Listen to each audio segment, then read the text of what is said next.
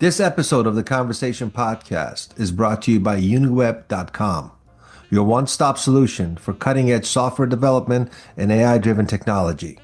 If you're looking to take your business to the next level with innovative digital solutions, Uniweb has got you covered. I had a great podcast conversation with actor Scott Michael Campbell. It went really well. I mean, this guy's done movies with Dennis Quaid, Flight of the Phoenix. He's worked with George Lucas on Red Tails, Brokeback Mountain, Shameless, Dexter, you name it. It was a fantastic conversation, a real insight to this actor. So let's just jump in. There you go. Hello, Mr. Scott. How are Hello, you? Mr. Cyrus. Nice to see you, man. It's good to see you too, brother. How you hanging in there? I'm not as central when it comes to the fires, but I have some friends have lost homes, and it's been kind of a brutal show right now. It's devastating. I mean, we've obviously had a lot of people reaching out to us from out of state and stuff and being like, "You guys okay?" And thankfully, me and my girl, we were just saying like, we're in the valley, so we're safe. But I mean, I don't even think the news or all the videos can even. It's just horrific, man. It's one of those things where I keep talking about it with the guests that I have on. You got the COVID, you got the two strikes, you got the fire, and it's like, dude, what the fuck? Like, really? It just keeps coming, right? And it's just The nonstop barrage of shit. Anyway, listen, Scott, jump in. Tell the audience a little bit about yourself, please, Well, my and name's then I'll Scott go. Michael Campbell. I had the pleasure of meeting Cyrus. Like, when did we meet? We met in December at the ARPA dinner. Yeah. Uh, in all full disclosure, this is only the second podcast I've ever done. I guess my girl's done a bunch of them, but she's like, you're gonna have fun. You're gonna like it. You're just gonna talk, talk shop, and we hit it off right when we met. We've Yeah, worked with a lot of totally. the same people like Bruce Willis and some others, but. Yeah, it's kind of fun. I've been out here doing this. We were pretty heavy in our church, and one of these cats the other day when we were loading up supplies for some people that were hit by the fires, he was like, "Oh, so is that what you do for a living?" I'm like, "Yeah, for 35 years, I guess." So, I mean, even when you think about it, sometimes you're like, you kick yourself because this is a thing. Like in LA, we don't really have seasons too much. And so you kind of like, I don't know if you do this at all, but you kind of like measure time through jobs that you do. You're like, oh yeah, it was 1993 when I met my best friend Yeah. in Yeah. Australia. So it's kind of, but when you kind of, when you hit that point of like, as I grew up in Missoula, Montana, I spent 18 years of my life here. And well, now I've spent, 1990, what is that? 35 In Lo years? you Since 1990 in Los Angeles. Yeah, correct. I came out and I went to a theater school actually in Pasadena. It was that's why it's so weird to look at these fires 'cause it was just on the cusp of Altadena, and I'm like, that was my old neighborhood, man. But I moved out when I was 18 to go to the American Academy of Dramatic Arts and did that for about 2.5 years, and then I was very blessed.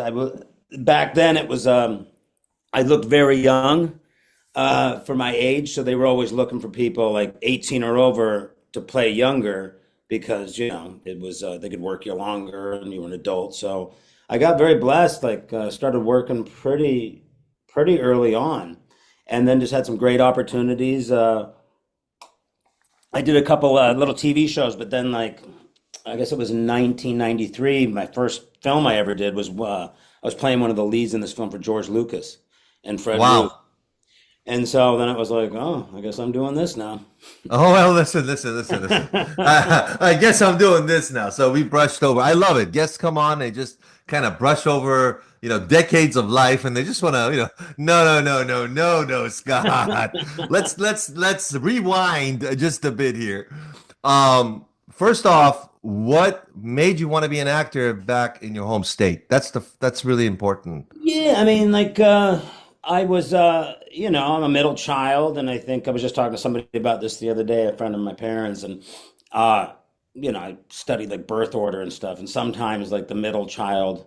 Well, I read things where the middle child's supposed to be the one with the most problems, and I'm like, I don't know if that's true. But a lot of the times, the middle child doesn't, know their place in the family unit. They're not the firstborn. They're not the baby. But I really gravitated towards it. I was kind of like a very shy kid as growing up, and then by the grace of God, they decided to do in my eighth grade. You're a good man, Charlie Brown. Oh, wow. And I mean, I was a shoo-in. I mean, I was a little chubby, big-headed, round-headed kid, and I hadn't basically hit puberty yet, so I still had like this falsetto voice. I used to be a really good singer. I don't know what happened with that. That's awesome. And so then when I got into high school, I just immersed myself with it. I did like I think 17 or 18 productions all through high school. It That's a was lot. Did you play Charlie Brown? Oh yeah, I was Charlie Brown. Oh, you were. See, this is. And it was crazy because this really, really sweet girl, was a very popular girl. She's like, I'll play, a very pretty girl. She's like, I'll play Charlie Brown. And the choir teacher and the drama teacher was like, we have a female Linus. I think we got to stick with a dude for Charlie. And it was just so, sometimes you just fall in the right place at the right time. But I just absolutely loved it. And then all through high school, and I had a really, really amazing mentor. My high school drama teacher, Margaret Johnson, she's just genius. I'm still friends with her to this day. But we were doing like Shakespeare and I think my first play was a Feydeau farce. It was so funny because when I went to school in Pasadena, I was one of the younger kids in class, and a lot of these people would come as like a secondary education, and they would come out of university and they'd never done Shakespeare, for instance. And so it was kind of nice that I had like because of my drama teacher and also because my English teachers, we studied a lot of the classics. What was her inspiration for you? I mean, everyone's got a teacher. Most of people do that kind of inspire them to be something that really creates who they are in life. What was this lady's approach with you, looking back? How it was motivating for you? Uh, I think that's a good question, Cyrus. I think all great if you're lucky enough to have, and I think you're right. I think a lot of people do have that one person. Like my mom was a teacher for 30 plus years, and she's a math teacher. And still to this day, when I go back home to Montana, like I run into people all the time that are just like, "Oh, you're Mrs. Campbell's kid. She was my favorite teacher." And I think with my mentor at an early age, she trusted me. I think she empowered me. She really protected me, and Mm. she just kind of yeah, she definitely trusted me. I mean, at a young age, though, I was like very, How old were you? How old were you when you met her? oh gosh, 13 or 14. I Oh, guess wow. freshman in high school. And Dude, it was that's crazy huge. because this is a story I haven't thought about for a while. But we were doing this part, and I was very, very shy. And so they gave me like six parts to play in this. It was called Hotel Paradiso. It was a Feydeau farce, Oh, yeah. and then I think I had a total of like nine lines or something. But the kid that beat me out for like the bellhop, he got busted for like grand theft auto, like 2 days before opening night. And my teacher was like, "Yo, can you maybe, come in tonight and do this dress rehearsal?" And I was like, "Yeah." And so I came in and she's like, "Okay, you gotta," and I was like, "No, I haven't memorized. I'm good." And she's like, "You already memorized it in like 4 hours?" I'm like, "Yeah, it was my job, right?" And so then I guess she entrusted me with that. And then as time went by, I was kind of like a sponge. I was just soaking it up. And where I'm from in Montana, I got to have a pretty full social life, I guess. But you have the University of Montana where J.K. Simmons actually, Oscar winner J.K. Simmons actually went there. Brilliant actor, obviously. But I kind of didn't get in there. I didn't get a scholarship or anything. And I was like, "Oh, well, we're going down to Disneyland." I was 17 at the time. And I was like, "I'll audition for this school down there." And I did, and I got in. It's amazing that some guy steals a car. And then I got plugged into the role. I mean, that happens a lot. Like, I mean, like just the happenstance of like sometimes you're in the right place at the right time, and sometimes you're not. I mean, the one person that I went to school with, there's a couple people that came out of that school, but Paul Rudd was in my class Oh, uh, wow. at a young age. I mean, Paul's like just such a good dude and ridiculously talented. But then like how people kind of get into it, and like we talked about this the other night when we saw each other at the dinner. The business is always evolving. And it's like my girl, who's also an actress, who's very optimistic, and she's like, Scott, this is just, we had the writer's strike in the late 90s, and then that was the birth of reality TV. And then with COVID and the strikes, everything's gone to like a lot of these Zooms or these self-tapes, which I don't particularly care for a lot. Because you want FaceTime with people, you want to ask questions, and also great directors, great casting directors. They sometimes are like they have the ability to steer you in a particular zone. Because as an actor, you can do whatever you can and do your take, but it's a collaborative effort that we do. I mean, you as a proficient writer and a director and an actor, it's like we're not singing in the shower, basically. We kind of Listen, man, it is such a collaborative effort, and I was talking to Jesse V. Johnson. His podcast is going to drop next week, and he was talking about getting in the room with the actor, with the movie star, and he goes, "That is like the key thing to do. You have to get into the room with them, whether you meet them at a coffee shop or feel the humanity, Yeah. the connection." But a lot of that has been eroded lately with everything that's going on. Yeah, I mean, I read. I'm going to read with another amazing cast director on Tuesday for something, and I read. Gosh, it was just a couple days ago with one of the great cast directors, John Papsadera. He wasn't on the phone; his associates were, but they do all the Taylor Sheridan stuff, and they're really good. They know what that director's looking for. They know the tone of the show, and you can, you don't always get the full script. And a lot of times this has happened. I was reading for a show, Shonda Rhimes show. Shonda Rhimes, I've done a couple of her shows. She's brilliant, obviously. I mean, there's a couple that are up there that I don't know how the heck they do it. She's just so intelligent, so talented.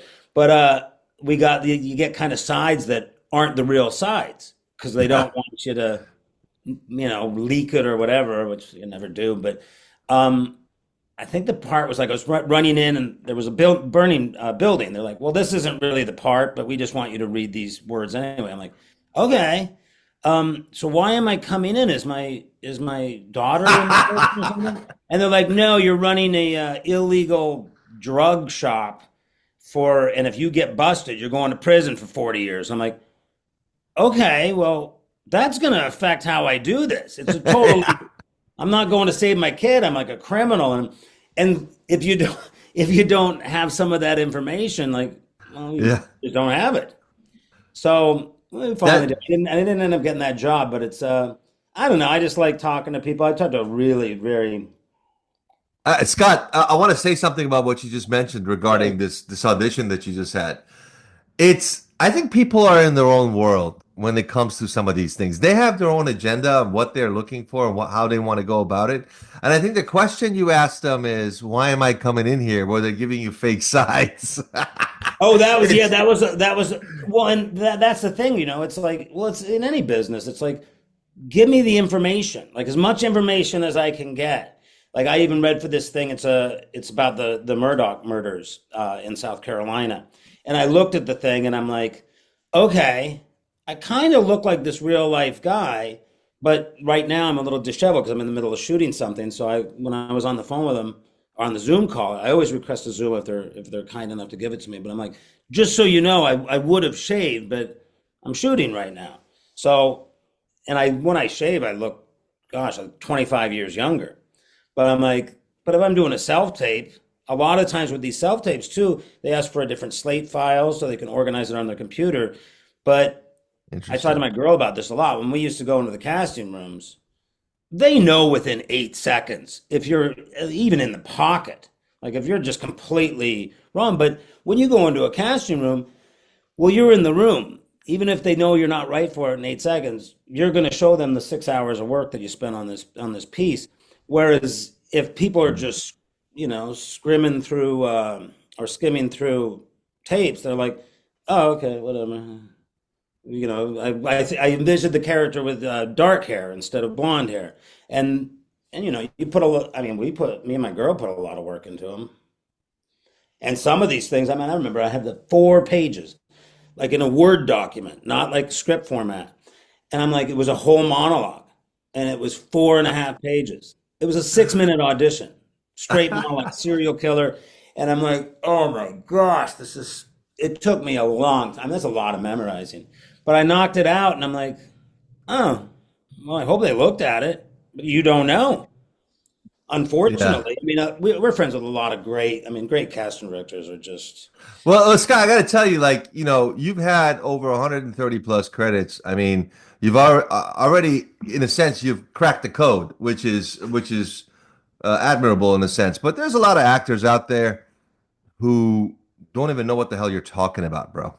Like, like even the shot to get a chance to get into the room, to even have a yeah. conversation with the casting agent, for them not to stereotype you the minute they see your mug. And so how did you break that barrier? And I'm sure it took a while, but how was that process for you? Um, that's another good question. When I was studying, and it was mainly theater, and like it was a great school. I had so many great teachers at the Academy of Dramatic Arts, which now I guess they moved from Pasadena to I think they were on La Brea in Hollywood, like right in the middle. And I kind of liked that it was over in Pasadena because when you're on the Sunset Strip, and then now you got this whole world of social media and influencer, but you're right by all the bars and clubs and Walk of Fame. I like being a little bit separate, but one thing coming out of school, they didn't really teach you like the audition process and um, finding an agent. And people sometimes will hit me up and be like, how do you do it? I'm like, well, it was a lot different back then. I mean, we didn't have PDF files and scripts. I mean, if you were with an agent that delivered scripts to your house, and I think it was like, I don't know, 10, $15 every time you got a script. And so if you weren't really making them money, they were like, you got to drive over the hill and pick up the script in the front office. And I mean, that was just like, you're going back to rotary phones almost, right? But it's like I said, I looked young for my age, so that helped. And one thing that a teacher taught me, or he said it in class, and it always stuck with me. He's like, "Look, acting's not the really hard part. It's being an actor that's the hard part." Oh, wow. Because there was a time in my career. I think I did a film with Selma Hayek and Peter Fonda up in Salt Lake, and I was talking to one of Selma's producing partners. And he's like, "Yeah, it's just ridiculous. Why do actors get paid so much more than like the dolly grip or the focus puller or wardrobe or craft service?" And I'm like, well, first of all, we're not making a heck of a lot of money on this movie, but I was like, dude, a lot of these guys, the tradesmen, they're going to go to another job. I go, I've worked 9 days in the past 2 years.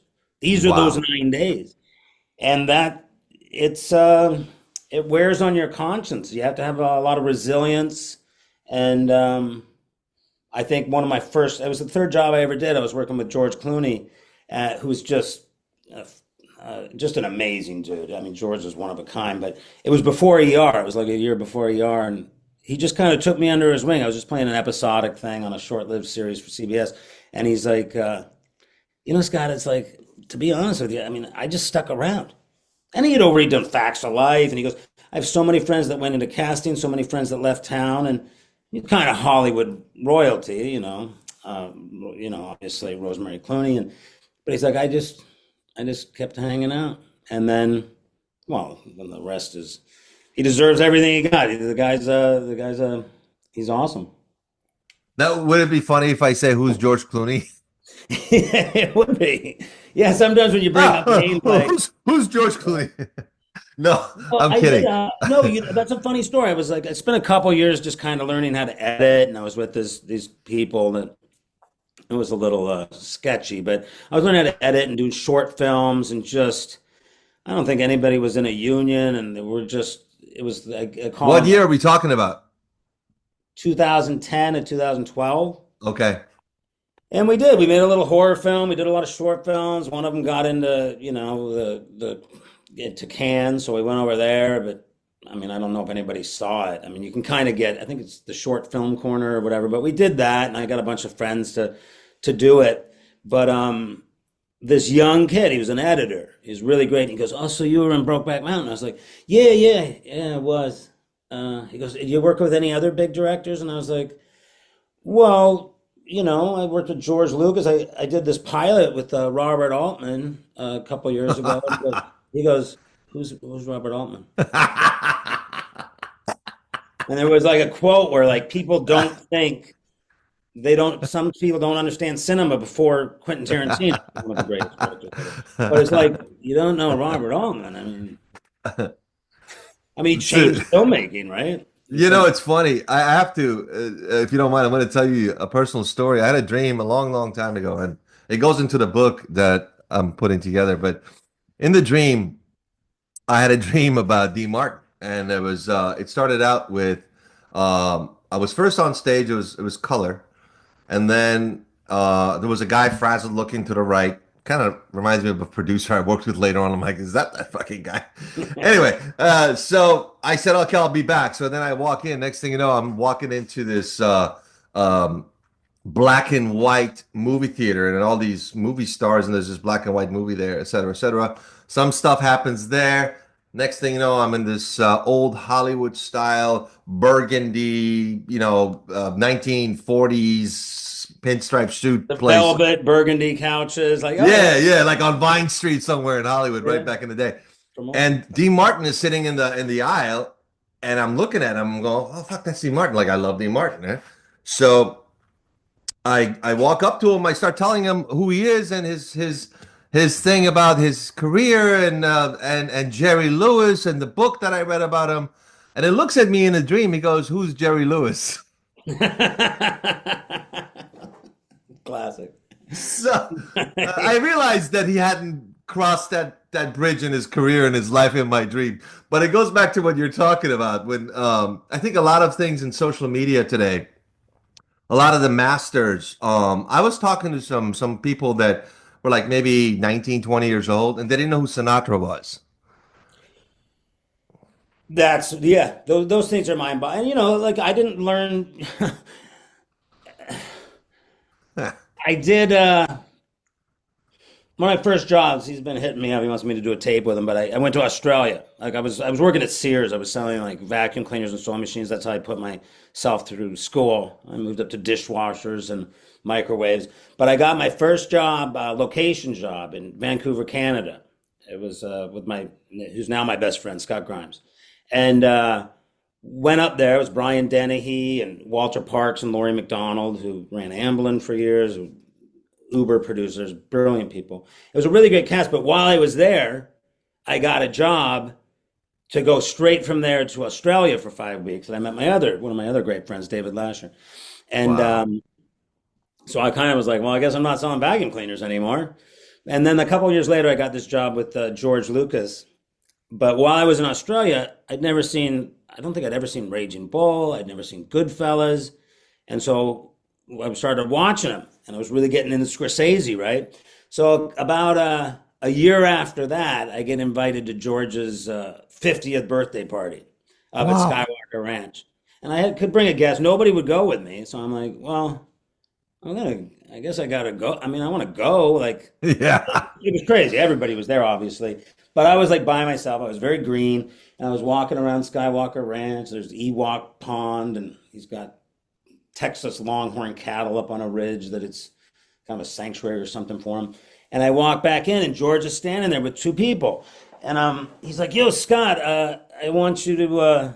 He goes, "Yeah, I want you to. Hey, Marty, I want you to meet Scott. He's one of the big star. He's one of the leads in my film." I was like, "Oh, hey, nice to meet you, Marty." He goes, "Yeah, Scott, this is Marty." I was like, "Oh, nice." Scorsese. I was like, "Oh, well, yeah." And it was Martin Scorsese.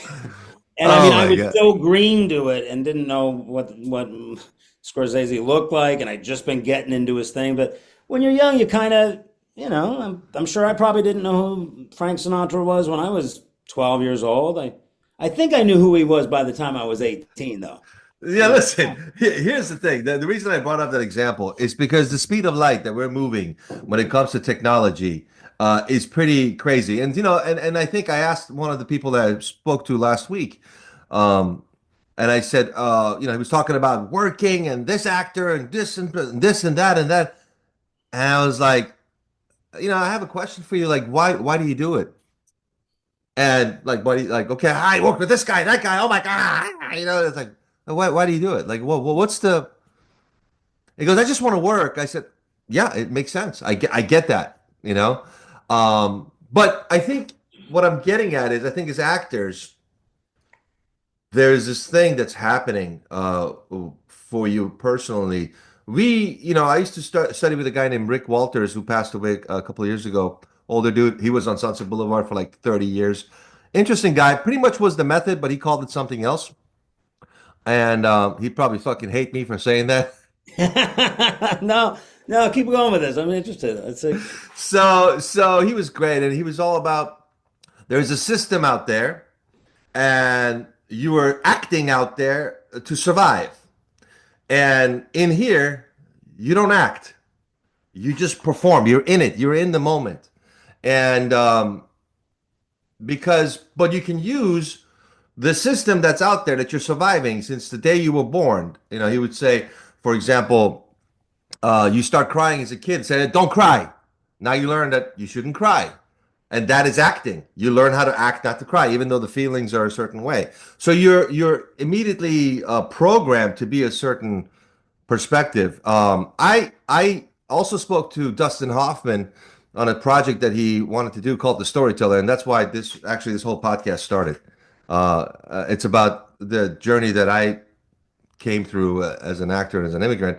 And Dustin Hoffman started sharing his experience as an actor, and he was like, "Look, I did Tootsie. I don't want to do another acting piece like that, but what I want to do is this, that, and the other." So he started giving me his input about what acting is, and it was quite fascinating. oh, And I yeah, imagine. I mean, like, no, finish it because I want to tell you something about Dustin Hoffman. yeah. So what happened was he started telling me. And I thought this was so amazing. And I always thought Dustin Hoffman was from New York, and he wasn't. He's from Santa Monica. He was a Jewish kid from Santa Monica. And we started talking about shared experiences. And he said, look, when I was a kid, I was a Jew in Santa Monica, and people would ask me, where are you from?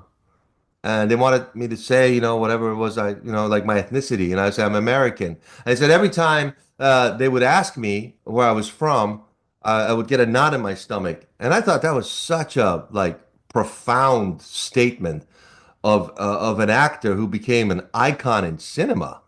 And yet he also went through such brutal scrutiny for his heritage of being a Jewish? Jewish American. Yeah. This is And what he shared with you?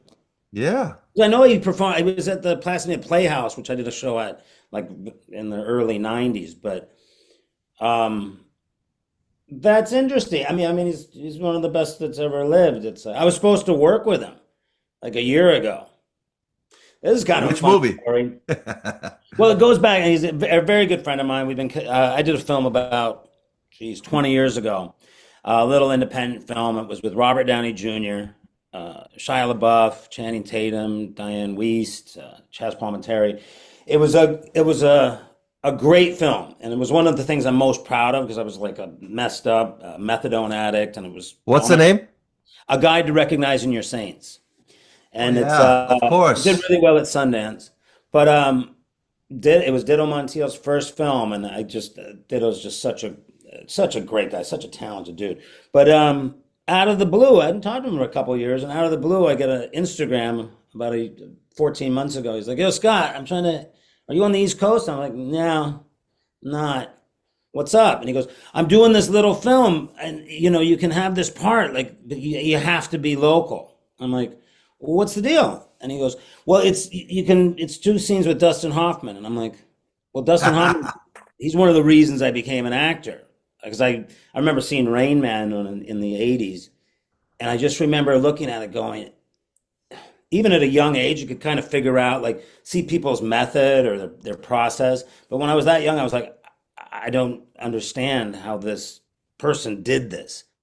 He won the Oscar, obviously, but that performance, that whole movie, Tom Cruise is brilliant in it. But I was like, oh, I wanted to do it. So I get all the way out there. I'm like, and it goes on for like 2 months, and I have to fly myself out and whatever. But I get to set. They have a COVID scare, so I have to stay another day. I'm like, are we doing this? But I'm like, Dustin Hoffman's not on the call sheet. Like, who is it? It's okay, Pete Davidson. I guess I'm with him. And oh, they recast it with Bill Murray. And I tell my girl, I'm like, yeah, so they told me to go home as they had COVID, but Dustin Hoffman's not doing it now. It's Bill Murray. She's like, Bill Murray? I'm like, yeah. And she's like, I mean, come on, man. It's Bill Murray. There's only one Bill Murray. So I did finally get the opportunity to do it. I mean, Dustin Hoffman, I mean, it's kind of like champagne problems, I guess. It's not even that, but Yeah. Bill Murray was like, I mean, well, he's an icon as well. So that was kind of a fun little, but that was just a random thing. I worked with Ditto 20 years ago, and then he's done a bunch of different films. I worked with, he worked with De Niro, who you obviously worked with, and he's worked with Pacino. He's That guy? That guy? Is he up there? Oh, there you are. Yeah. And so, but just out of the blue, a random, Facebook or Instagram, he's just hitting me up and he's like, yeah, if you can do it, man. And that's what's kind of crazy. Like I talked to my little brother one time and he likes to buy lottery tickets. And he's like, I'm playing lottery. I hope I win. I was like, yeah. This is years ago. I was like, I play the lottery every day. He goes, which one? Powerball or Mega Millions? I'm like, no, like every day you win. And it's kind of the fun thing. I mean, it's good if you can like work more than once every 12 years, but it's like every day is a new opportunity. You could be on a plane I remember when I did Flight of the Phoenix with, Dennis Quaid and Hugh Laurie, who's a good friend of mine. They called me out of the blue and were like, oh, you know what? You didn't get that job. And the next day they were like, actually, you did get the job. You got to get on a plane like tonight to fly to the other side of the planet. And I love it, man. Okay. So you never know. You never know who's whispering in other people's ears. You never know. Like even when I met you, I was like, wait, you wrote that movie? I saw that movie. I actually really enjoyed that movie. Thank you, man. And you just don't know who you're going to bounce into. And, I think, from a perspective of a creator, whether it's acting or writing or whatever it is, I think because of the business, the way it has shifted in the last 2-3 years, I think when you are quote unquote, let's just call it, you're the producer, you're the director, you're this, that, and the other. People only look at you from that lens that this is the person and it is what it is, and I think what we're missing is the humanity. And this is why I wanted to parlay this into a podcast and also my YouTube channel. I do a lot of content creation on there as well. I get my fix. Let's just call it that. Yeah. I get my fix, and I think there's what's happening is you and I like we're in the LA area and we roam around these places, but there's a lot of people from all around the world that a friend of mine was saying something, because we have roller coasters in our business, right? You're up, you're down, blah, blah, blah. It just goes on, right? But you see people from around the world who don't even have a shot, not even get close to what you're doing, or maybe something that I'm doing. And it is a complete dream. It's a fantasy. In Egypt, in Saudi Arabia, in Spain, in Germany, you fucking name it, man. And so what I've noticed is the podcast is reaching past Los Angeles. Like, yeah, that's awesome. Yeah, and I think our community as artists, it is definitely going global. And I think with everything that's happened over the last couple of years, including the shift in politics, which I don't talk about on this show, but the country has shifted a little bit, and I think there's a balance that's coming in, but I think it's somewhat healthy. I don't know. What are your thoughts about that, and what do you think of what I just? I think like what do they use? Avid, like because you've edited some of your own stuff, right? Like I don't know what an Avid machine was. What were they, 75 grand or whatever? Now, back in the day, yeah. Yeah, and I just got this new computer from a friend, and it's like, I can cut what was that great movie? God, it was the Swedish director. It won the Oscar for Best Documentary. It was about uh, the guitar player out of Detroit that everybody thought was dead, and his music went viral in South Africa during Uh-huh. apartheid. Ramirez, was it Ramirez? I don't know. It was Searching for Sugarfish. Oh yeah, yeah, yeah, yeah, yeah, yeah. Yeah, it was Searching for Yeah, Sugar. that's it. Yeah, yeah, yeah. Is that what it was? And that guy was just, I think he was in, it's a crazy, I mean, the whole thing is a crazy story. Anybody that hasn't watched that, it's like, good Lord. But he's like, he quit his day job and just started traveling the world. And he was like, I'm just going to look for a story I want to tell. And when he was in South Africa, everybody thought this, he lit himself on fire on stage and whatever. And he's like, oh, I want to make that story. And then he ends up like finding the guy who's been doing construction for 30 years. He's still alive, chilling, got a degree in philosophy. He goes, and the guy didn't have anything. I think I want to say he was Swedish, but but he didn't have any money. He didn't have a camera. He bought an iPhone app for $10, filmed the whole thing on his iPhone, and then did some artwork. It was a brilliant movie. That movie made noise. I remember. I think I saw clips of it. I don't think maybe I did see the whole thing. I Oh, remember the it's guitar. I remember that movie. It made such noise. a brilliant, but and then his producers, somehow they got it into Sundance, and they're like, dude, you got to finish this movie. He's like, oh, I don't have any money, but he finished the movie. It won Sundance. It won the Oscar, and then the sad, horrific thing. I don't know if you know what happened, but a couple years later, he went back to um, Oslo, I think it was, or whatever country he was from. I think it was Oslo, and threw himself on the train tracks, Oh my killed God. himself. Because it was just, Oh. but the main thing is, mainly people should just watch that movie. But it's just like, now that we have all the technology, like I can cut a feature length film on this computer as you can on yours. And so it's really good that people have access to all this technology. And also, you can self-distribute really with podcasts or a YouTube channel or Facebook or Instagram. You can touch so many different people. And even with COVID and the strikes, I have so many of my friends and peers that are like, look, we don't have to be in LA anymore, because it used to be like you get an audition and you have to drive over to Sony or Disney or wherever the next day. So you kind of had your feet in the floor. Now, like me and my girlfriend have been taking countless trips because I'm like, well, as long as we have the computer, we can pull over at a rest stop and put ourselves on tape, and Yeah. so that's kind of good. But I think it's also, like I always say, like I'm probably the best singer in the world when I'm in the shower. If I sang for you right now, I'm not that good, and it's like Well, you need. I talked to this really very established casting director one time. We were during COVID, and we were going back to we were doing a table read or something. I always show up early, so I was like, "How do you feel about these self tapes, man?" And he goes, "I prefer to be in the room." And I was like, "Really? Well, what's your thing? You've been doing this for 40+ years." And he goes, "There's two things, Scott. When I get a self tape, I don't know if it took that person 85 takes to get that right." And he goes, you know what it's like on a set. Like, you don't have time to mess around. Like, we don't want you to have to figure out memorize your lines on the day, because we got to bust, 10 pages out or 15 pages out if they're going crazy. And he goes, the other thing is I can't tell if someone's batshit crazy off a cell tape. Like, when you walk into a room, it's hard to hide crazy. Like if you're inappropriate, like you gotta be, people. I talked to my dad about this the other day. I was like, you know what everybody wants in life, Dad? What any business, they want someone that doesn't give them a headache.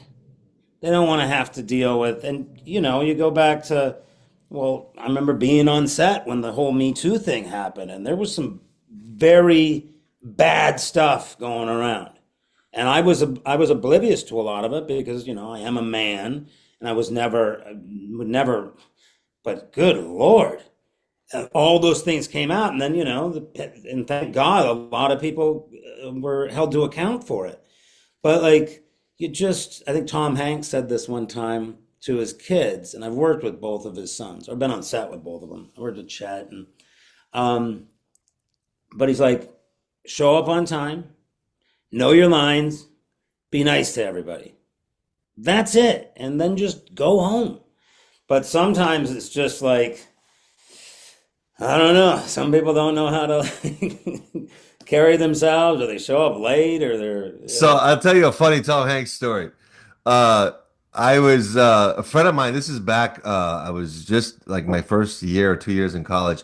A friend of mine was working valet at this one location in Westwood. And he goes, "Hey, we need another guy. The guy called in sick. Do you want?" I'm like, "Fuck it, yeah. How much you pay?" I'm like, "Yeah, I'll do it." So I went and we were parking cars, and the guy's like, "Yeah, park." He tested me parking cars. The guy who was running it, and I yeah. was just like, "Okay."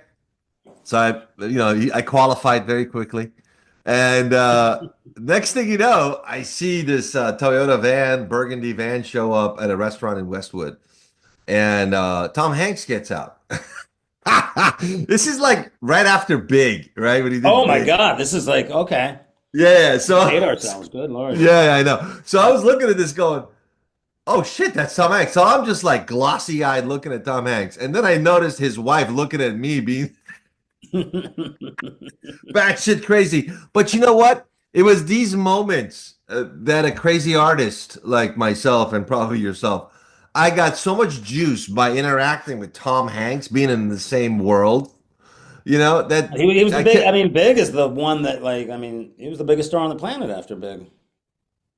I mean, I've never had the opportunity to meet him, but I've had friends, like, I have a lot of friends that did Band of Brothers.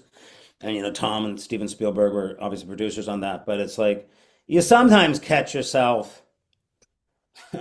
Well, even when I think I had to, when I did that Ditto's first film, A God Recognizing Your Saints, they're like, well, it pays this or whatever. But, oh, I think I had to, everybody was going to be a local hire, or you had to put yourself up at least. And I'm like, I get to play like a complete cracked out alcoholic with Robert. I'm like, dude, I don't care. I'll pay to do this job. What are you talking about? Yeah. I mean, it was just brilliant writing.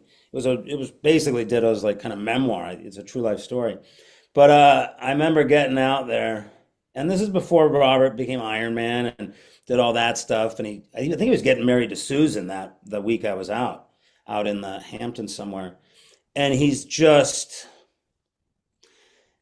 we were in a car for like 8 hours, and so he just kind of start telling me some of these stories, and he goes, "Yeah, first of all, one of the most talented people I think that's ever done this, and so nice. He's such a generous actor. It's just like because I'm all sketched out, and he's like he's just such a good listener.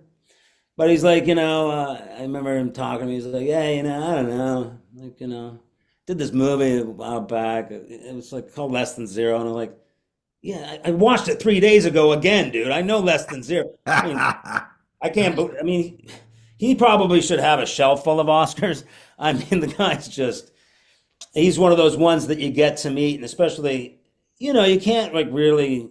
I mean, you get like even when I met Bill Murray, I'm like, and you got to be a professional, but I'm like, how many times has this man made me just die laughing? I mean, how many brilliant performances has Bill Murray given us? And Yeah. he's one of the coolest, just chill cats. And you find that with the majority.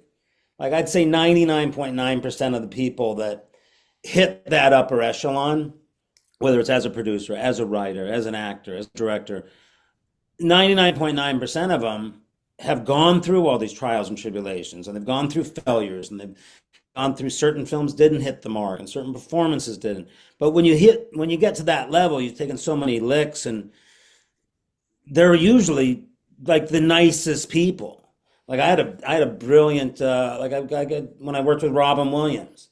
It's like in '97 I did a film called Flubber with him, and he was the other person other than Dustin Hoffman that made me want to become an actor. But he's was one of the kindest, most generous, loving, like in every way, shape, and form. I mean, you hear the stories about Robin. I mean, he was just At the end of the day, they're human beings. I think it's in within our own minds as audience that we put them on a pedestal to be. I have a mutual friend with I don't want to keep name dropping, but I have a mutual no. friend with Pacino, and he was saying that he doesn't remember as much sometimes that he actually was Scarface. Oh, I believe. I mean, what is he? He's 80. Yeah. But I think Jack Nicholson said at one time, he's like, look, I mean, we're talking about the greats, and he goes, the average famous person, let's say LeBron James or Michael Jordan or Pacino, he goes, they meet more people in 1 year than maybe somebody working at where I used to work at Sears meets in their Mhm. lifetime, and it's like, Yeah. and like even at my age of 53, I'm like, sometimes I always get it. They're like, oh, I saw you on something the other day where you played the serial killer. I'm like, honestly, I've done four of those. So I don't, which one is it? I played a lot of serial killers and, whatever. But the other one, it was great. I was talking to my little brother. He's not in the business. He's up in Montana. But I had the opportunity to read for a project called The Ballad of Buster Scruggs, which is what Okay. Joel and Ethan Cohen did it. And I went and met the casting director, and it was a really simple thing. They're like, okay, well, you gotta come back. You gotta go meet Joel and Ethan Cohen. And they're like, sometimes people are like, who would you want to work with? Like as the director, I'm like, Paul Thomas Anderson, like he's up there. I'd love to work with. We always talk about Taylor Sheridan because he's just such a. I mean, I read this crazy story about I him. mean, he was an actor. He was an actor. I don't know if you read it. It's an article I read just like 2 weeks ago, but I guess he was doing Sons of Anarchy, and I loved that show. God, I really loved that show. But he was like number like 11 on the call sheet, Yeah. and I guess his people were like, "Yo, you got to give him a bump, like give him some more money." They're like, "Well, we're not going to. He's only gonna ever be 11 on the call sheet." And Taylor Sheridan's like, "Screw that." And now he's one of the greatest, most prolific writers of like, and he just said, "Screw it, I'm gonna no." And God bless him. I mean, my girls read for a lot of his shows, and I've read for Yellowstone and a couple other things, but I don't know. Certain people got a knack. I mean, I could never write like Well, that. I mean, he's a listen, genius writer. I love him, and I love the fact that he's an actor. I can relate to him in a Yeah, major way. So one of the things that you know I started writing early on and fine tuning the craft and understanding it and just fine tuning took 20 years. And I got to a place where I got some attention from some pretty big people. I've got some attention on the scripts that I've written, some major iconic stars. And whether the movie went or not, they still liked the fucking project. They wanted to yeah, do it. And when you get that kind of a feedback or that kind of a thing as a creator, and I would go into, I would get roles, I don't know, the store owner down in La Cienega. And I'm like, fuck this shit. Dude, Well, really, really, this is the fucking role you want, so the thing, but when it comes to writing, if you can, and it's not easy, everybody's got a script. Sure, that's a whole other fucking yeah. conversation. I wrote one script. It took me 11 years, and I took a mini class with Robert McKee, who obviously Yeah, wrote the yeah. story, and it was almost therapy for myself. And I put it down for like 3 years, and I go back and I revisit it, and then I had another person come on and help me write it, and then it got into uh, Tim Moore, who's basically Clint Eastwood's producing partner, line producer. Somehow it fell in his lap. He's like, "We're gonna make this." I was like, "I'm trying to. I'm gonna maybe shoot it for 400 grand, or if I can get people to Montana." And he's like, "No, this is like a $12 million budget. It's so funny." And I jumped through the hoops, wrote rewrites on spec, and then it just fizzled out. It's like I even had a friend of mine. He's a dentist. He hit me up the other day. He's like, "Oh, you still acting?" I haven't talked to him in a while. I don't know. You still a dentist? I'm like, he goes, "Well, I know you could be a writer, director," and I'm like, I've done it, and I just like I know great friends that are great DPs, great camera operators, amazing like first ACs, focus puller. Because if you don't have a great first AC, it's not in focus. It doesn't matter how great the performance was. If Did you see that performance? Did no, you we see how didn't. great I was? We didn't. It was out of focus. Sorry, it's not making it in the film. Um, it was like I was doing this film one time, and it's actually a focus puller, and he turned to this other actor and was like, "Yo, can I have you?" And the actor was just, I don't know, prima donna or whatever, but he's like, "Can you just be over there. I'm trying to grab you over somebody's shoulder. And the actor was like, no, I want to be here. He goes, okay, well, you're not going to be in the shot, but be there, I guess. And the actor was like, oh, wait, no, where do you want me? It's like, and that's the thing. I have such a profound respect for every single, I mean, you know how many people it takes to put a movie together. It's just like every single department. And when they're all clicking and everybody's shooting towards like Humming, they're humming. oh my God, it's like you can accomplish so much. But if you have one, you know, squeaky wheel or something, it can throw Yeah, everything off. bro, I've had both experiences. I've had the humming and I've had the clunker fucking limping down the street, going, Jesus Christ, when is this Just trying fucking to thing keep it over? alive. Like, I Well, and just I want to think get the fuck out of here.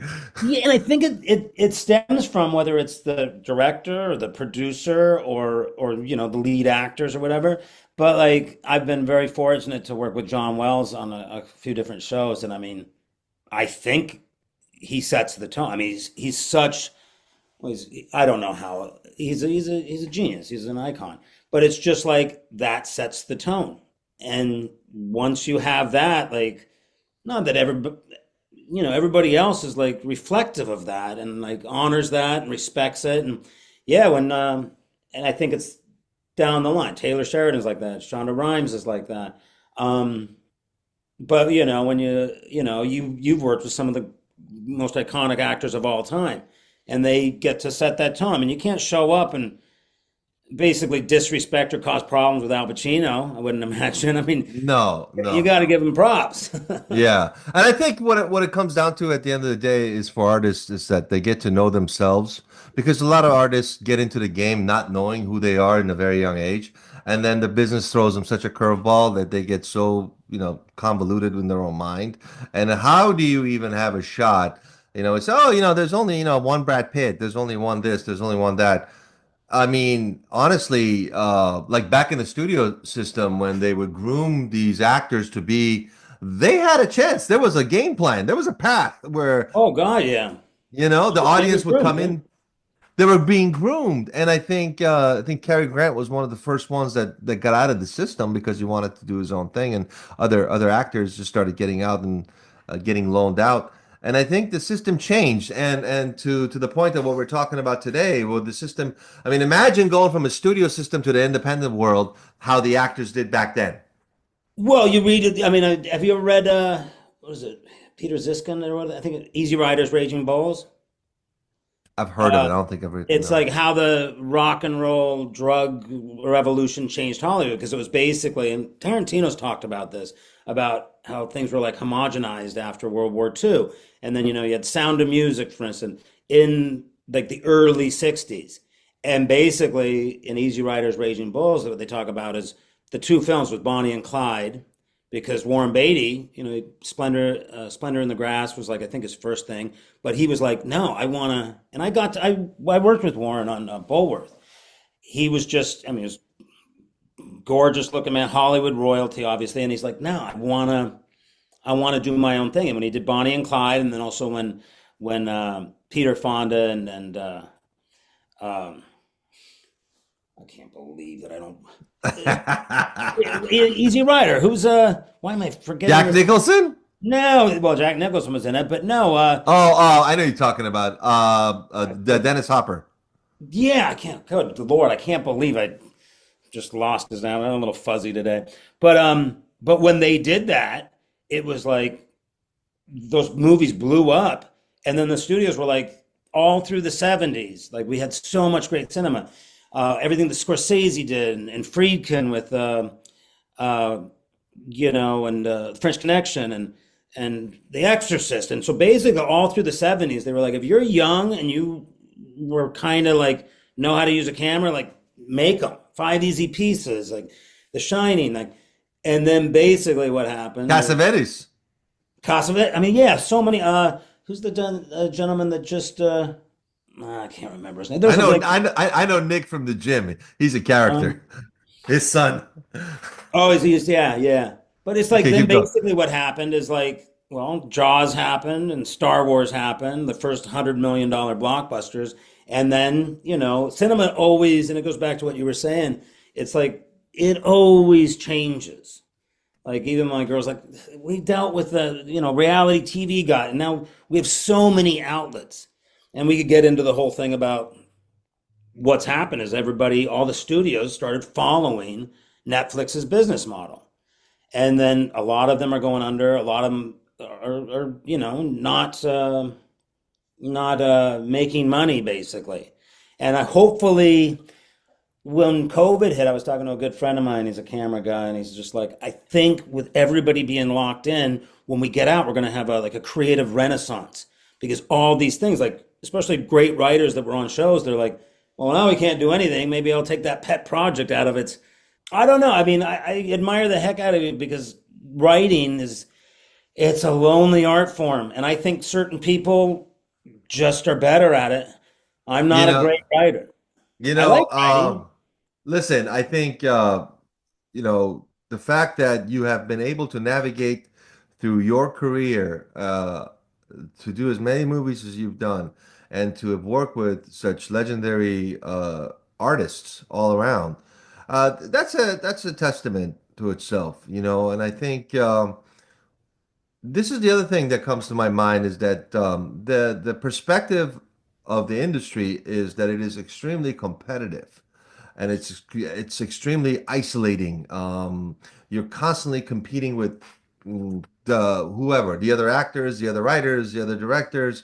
You're constantly being judged. You're constantly being, and I'm sure for the mental health part of that, that's really not the healthiest fucking place to be honest with you. No, I mean, I've lost a lot of friends to drugs, to suicide that are in our business because it's a very, everybody, I was talking to my girl about this the other day. It's like as an actor, when you get the job, oh, that's like when you go to set, that's the gravy, that's the icing on the cake. They already said that you were the person. So, keep your shit together and you got to sometimes it's a little bit more stressful and more intricate but the work, and you were touching on this a little bit earlier, if you want to be for the accolades or fame is a complete convoluted thing now with social media, and I mean we can go down that rabbit hole, but one of the reasons why I've always said this, like why I really like acting is like if I did it for 1,000 more years, I'd never figure it out.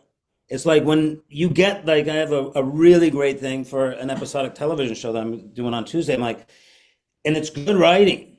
And I don't know what I'm going to do with it yet, but the fun of it is trying to figure it out. Like I think it was Pacino that said one time, he says, the talents and the choices. And you have to be very specific. Now, sometimes I've had some self-tapes that come across my desk sometimes, and they're like, just do it, 3 different takes and different things. And I'm like, no, I'm not making widgets over here. It's like, if you want to give me a note, I'm happy to take it and do whatever you want. But no, I have to make specific, concrete choices Yeah. especially if it's good writing or even if it's shitty writing. But that's what I'm giving you. If you want to tweak, I'm more than happy to work on it, to the end of time. But we're not just throwing shit up against the wall. You kind of take some pride in it. But that's why. Even going back to this, I was about to touch on it. I went back, it was at Sony, and somebody came out of the room for that callback for the Joel and Ethan Cohen, who, I mean, good Lord. Uh, and somebody came out and they're like, are they in the room? And they're like, yeah, they're in the room. I was like, and I got a little nervous. I mean, I was just like, okay, I have a job to do here, but I mean, it's Joel and Ethan Cohen, 2 of the greatest writers that have ever lived. And I went in and they had me do a different role. I came back the next day because I was like, I ain't got one shot with these guys.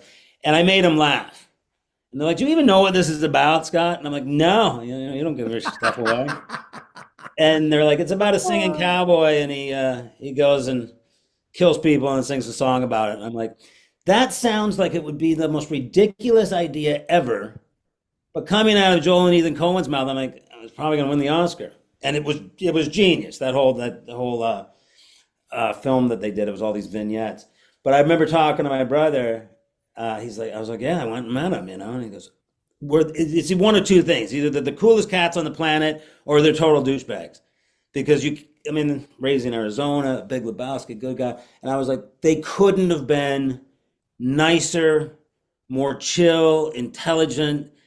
And I ended up getting the job, but I couldn't do it because I was shooting, it overlapped, I was doing Shameless at the time, and it was a day overlap, and I'm like, Oh my but I even God. remember going home, I'm like, well, they laughed really hard at what I did, and I'm like, you know what? I'm driving up the 405 and rush hour traffic, and I'm like, well, I got to make Joel and Ethan Cohen laugh today, and they've made me laugh for decades. So Yeah. if that's all that comes of it, oh well. And so I think, the working on it, that's the work. Everybody wants the outcome. Everybody wants to go to the premiere of your movie or whatever, but laboriously how like you write, it's like that's the work. And unless you really love that, Yeah. don't do it. But Taylor Sheridan, I mean, when I read that story about him the other day, and I've had the chance to like read some of his writing with my girl, and I've auditioned for some things. I'm like, I don't know how those guys do it. I remember when I was flying back, I'm very young. I was flying back on a private jet with George Lucas and his producer and another actor, because we were shooting, and they were like, "Yo, dude, Scott, you instead of flying back from Wilmington, you want to jump on the private jet with George?" I'm like, "Private jet?" I was like, "Yeah, okay." And I remember flying back with him, and George is such a I fell in love with him. He's one of the most iconic people I've ever in our business, obviously. But I was like, George, so what do we do? We shot 60 miles of film in like a week. That was for pickup shots. And I was like, is it good? Or, I don't know. It was my first film. And he goes, Scott, it doesn't matter. I'm building a house. I'm gonna go back. When I sit in the editing bay, you're the nails, they're the wood, that's the paint. He goes, I can build whatever house I want. I think everyone is a storyteller in their own way, whatever tools they use to tell the story, whether it's their body, their acting, or whether it's, animation or books or authors. Music, But obviously. music is huge in that world, but I think what it comes down to is that there are certain gifts you're born with, but I think what it comes down to at the end of the day is the consistency in the craft and the consistency in your passion for it to keep going. And I think this is like the most important thing for any artist to understand is that, you know, I want to be an actor. Okay, great. Well, fuck, this is really hard. Well, like you said, the life is not easy. So there's a lot of sacrifices. And like George Clooney said, he just hung out. Yeah. I mean, George is an enigma. I mean, he's just so,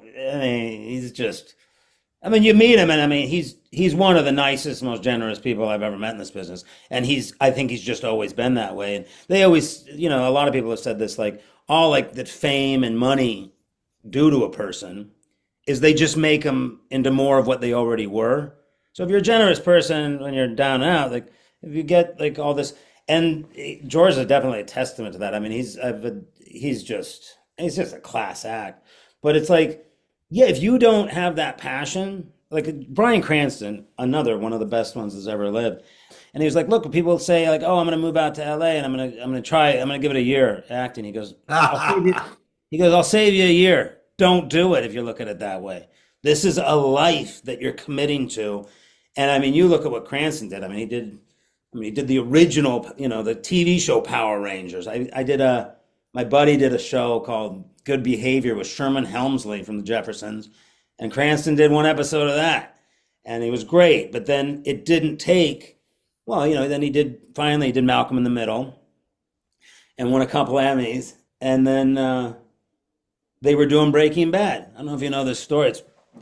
It's insane. But basically, like 10 years prior, before Malcolm in the Middle, Cranston's out shooting, I think, with his wife, some little thing, and he has to come back and do one episode of X-Files.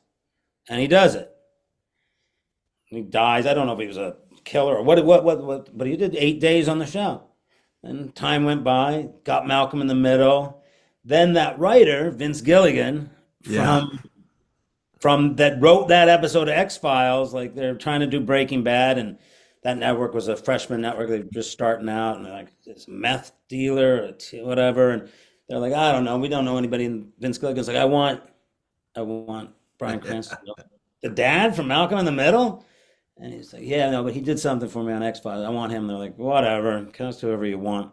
10 years later. And then it becomes like, Unbelievable. It was great. Unbelievable. I'd never seen Breaking Bad. My brother was always raving about it. And it was after the show had gotten done. I'm like, okay, this show, I heard it's the greatest pilot that's ever been done. I think I watched the entire series in 9 days. Scott, I got to tell you, man, I'm having such a good time talking to you, and I really want to bring you back again. This is so kind of cool because, especially, we touched on it a lot during this, Cyrus. It's like how our business is so disjointed and people aren't like, thank God I mean, we're doing a lot more Zoom calls, which is kind of nice because, we aren't making widgets. We're like, anytime that somebody can, I think I was on Shameless on John Wells, and I was kind of, I played a recovering alcoholic, and I was kind of going through this thing. I was with Jeremy Allen White, who I worked with on for a couple of years on that. But the director comes up and he's like, Scott, are you okay? And I'm like, yeah, yeah, I'm just figuring out where you're shooting from. And when we start rolling, he's like, you're doing great, man. This is perfect. It's really good. He was happy with what I was doing. And I was like, dude, with writing like this, if I put a paper bag over my head and spoke monotone, it's still gonna be okay. It's like, and that's what's kind of fun. Like when you, as an actor, Yeah. when you get great writing, you're like, well, it's my job to fuck it up at this point. Like it's like Yeah. it speaks for itself, and it's like, and I just pray, like, especially you as a writer, I pray that more people, because that's one of the lonelier places when it's just you and that blank page. It's Yeah. like I just pray that more of these great writers just give us, because without that, Well, they get the opportunity, in regards to what I do, I'm an extrovert, but I'm also an introvert. So I get my energy off of people. I love talking to people.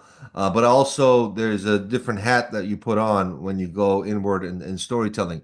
And I think, when it comes to what's been happening within the business, I was like, okay, no, this is, it's time to jump on camera and do this and talk to I think it's people. great that you're doing it, man. I'm so happy that you asked me to do it. I've had a blast doing it, and yeah, we should definitely do it again. It's a wonderful experience, and it's a circus. It's a moving circus, and I think there are the younger artists, and then what I mean by young, meaning not as much experience, and then there's the ones that have a lot of experience, and there's the ones that are in the middle of it, and et cetera, et cetera. And I think it all comes together. And there's many folks that I've met that I've had some wonderful connections with. I took a course with Chris Mulkey. You know who he is? No, I don't think so. Chris No. Mulkey, he's an actor. He's been in everything. Rambo on, just tons of shit. And he was in I took a master class with him. And then when I wrote Dead on Arrival, I sent him the script. I said, hey, I'm doing this movie. I'm directing it. Which part do you want? Nice. Every It was actor loves great. to get those ones. Every actor thinks they're never going to work again.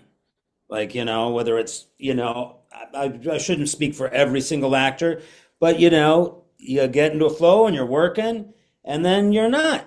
And you have to remember how to audition, and that's a totally other art form. And then, you get onto a little thing, and then you start over from ground zero. Like, people are like, you Quite can't rest humbling. on something you did 30 years ago. It's like, well, what have you done for me lately? Like, I gotta, Yeah. like, you're only as good as your last Yeah. project, right? Yeah. Yeah. Absolutely. Scott, the way and I love it when people come on and they just brush over so many different things that are just you could talk about each element for an hour just from the last thing you just said, but the bottom line is I think what I've come to understand is that you're a craftsman, you're passionate about what you do. There's a hell of a lot behind that onion that we need to peel off than what we just saw. Oh, yeah. Absolutely, I would love to bring you back. This has been a joy to have you on, and I thank you, my friend. Thank you, my friend.